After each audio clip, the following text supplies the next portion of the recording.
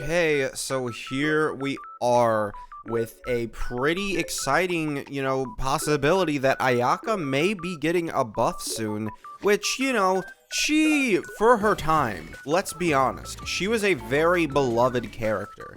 Sadly, she has aged like milk. This character did not age well whatsoever.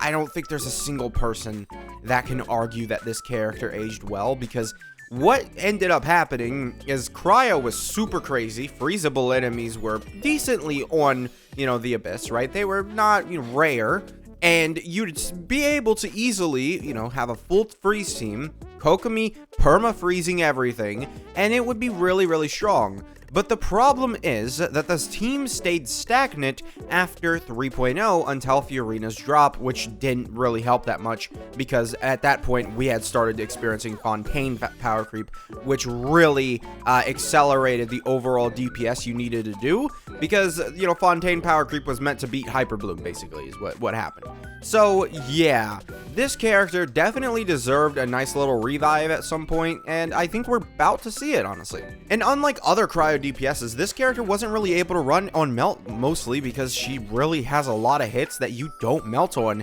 so it's very hard to genuinely get this character to be on melt and really see her increase in a lot of damage, right? Because if she was good on melt, we would see something similar to Risley, which is like, oh my god, she's amazing, oh wow. Or that's similar to Risley. Risley didn't get that kind of procession. All right, let's go ahead and let's start this off, and yeah, let's do it. All right, so C2 Shieldin, 60% crit damage. Although I'm not gonna be, overly like, oh yeah, that's it's not amazing. 50,000, 30,000. So 30,000, she does. Oh, I'm gonna be honest. Look at that health bar right there. Yeah. We can tell purely off of that how useful this character is, or not how useful, but how much damage this sort of does. 30,000 though on our initial hits there. If we did crit and hit every single one of those hits, we would be doing 600,000 damage just off our burst alone, and we had normal attacks that we were doing also and stuff. Not entirely awful, and then you had Fiorina, so I would say we probably did over 1 million on that rotation, and yeah, let me show my build. It's not great, right? Let's be honest. I did not farm a Blizzard Share set for my Ayaka when she was out, right? It was whatever to me. When I saw Ayaka and she was using Blizzard Share, it was like, nah, I'm good. Because that domain for me was trash because it was only Ayaka and it wasn't really that great, and you can sort of get a good, set off of her on Emblem. So, that being said, yes, my, stats overall, I would say, are pretty trash. Like, if we go ahead and we look at this, 28 crit damage is nice, but, once again, we would need, yeah, look at this flower, yeah, or feather. You can see, it's not an insane set whatsoever. Genuinely, I could easily see myself, well, maybe not 100% crit rate with 300% crit damage, but, get this up to 40% crit rate, 300% crit damage. That's not impossible on Blizzard Share. I mean, let's be honest, chat. Let's be honest, chat. We have basically one less stat. Mavuika wants Elemental Mastery. Ayaka doesn't, right? We have one less stat and we could just focus on crit rate and crit damage. Now, however, you do need energy. That's one thing we'll have to see how Miss Coffee buffs, Ayaka here, because the energy is probably the strongest reason to say that Ayaka is gonna still be in that level of oh, she's good. If you're delusional, right? I do think that Miss Coffee, though, will be doing a lot of off-field damage, just because I think that is kind of the place where we're at in the meta, which, honestly, I'm getting kind of tired of, because, there are, you just are forced to have your supports do all the damage for you, it feels like, and it is sort of, a part of the Mavuika issue, right? Because it's with the combination of Fiorina and Mavuika. It's fun when you use it for the first time, but when you realize that every single DPS just starts doing the same thing where they keep using the same exact characters because the off-field damage is just so good, it's not as fun. It's just not. However, we wouldn't really be using the same character with Miss Coffee because she's only ever going to be on freeze teams from what it seems. And yeah, so by the way, if you haven't noticed, we're using Shieldon as Miss Coffee's replacement. I mean, yeah, look at that. We did all that. And yeah, this is an issue. You know, we got to talk about it. It's an issue. Like, it's not a nothing. It's not nothing, chat. Let's be fair. This isn't a nothing. You know, it's genuinely something that we have to look at and see that she just completely missed her burst. I wasn't like mistargeted anything. The capybara just jumped out of the way. It's an issue for Ayaka, right?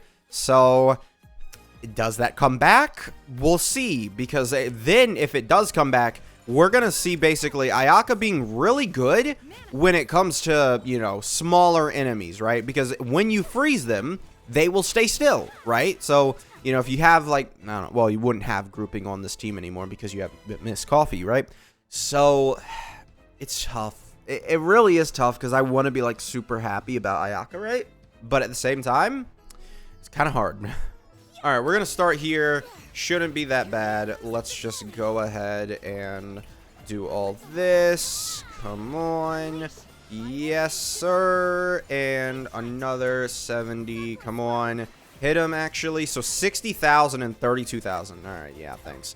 So we would have seen like almost 700,000 damage. It's just, man, it's so easy to miss. It's just like, I can't entirely, you know, people want to sit there and be like super high on Ayaka still to this day, you know, because there are people who really, really like the character, right? They like, when Ayaka was first revealed, people really liked this character, you know, and technically she was first revealed in like 1.0, so she was kind of like, she was the last like beta character to be released, I'm pretty sure. So it's interesting, but you know, she really isn't, you know, that good anymore. People really want to like act like she's so good still sometimes, and it's just like, take a chill pill. No. So basically what we're seeing is probably numbers we'll be seeing on Miss Coffee's team due to the extra damage bonus that Shieldon is giving, and then on top of that, the 36% res shred. Miss Coffee will give probably higher than 36% res shred, since that's basically all she's doing. She's doing res shred, off-field damage. That's all she's doing. So we'll see. She'll also be making Fiorina do, well, maybe not more on this team, considering I have C2 Shieldon, but Shieldon, I'm expecting her to be a decent replacement to see the numbers at to where we'll see, you know, Ayaka at, right? So Ayaka, I'm expecting her numbers to sort of be the same as like when we switch over to Miss Coffee, but I'm assuming that Miss Coffee will go ahead and also do off-field damage, and she will heal the entire team, so Fiorina will gain more stacks. So yeah, that's where I'm kind of at this point with this. I'm kind of like, you know, this could come back, but Ayaka's got to make some moves in terms of, you know, she needs to regenerate more energy, right? Miss Coffee has to regenerate a lot of energy, and she's going to have to go ahead and genuinely, like, it'll be nice to have Shinha be on someone's best in slot team now, although it's not necessarily willing, because it's, you know, oh yeah, you're on the best in slot team, although like you're like the only option. It's like saying, oh yeah, good job, Dendro Traveler, you're on, you know, Nilou's best in slot team when she came out. You're like the only other option besides Cole at that point. Yeah, it genuinely, that was like where we were at with Nilou. I think when she launched, it was like, oh yeah, who do you want as your Dendro Applicator, Cole or Dendro Traveler? Like, it was a one of two options, and right now, I mean, the only other character you would use is Seat Lolly, which, I mean, 48% attack, 20% Hydro Res. It's not impossible that Seat Lolly might be better, but I won't. I think Shinha will be better. I think she will, just because of the damage that she can do on her quills, right? So yeah, I'm kind of excited for Miss Coffee and seeing, you know, possibly Ayaka again, you know.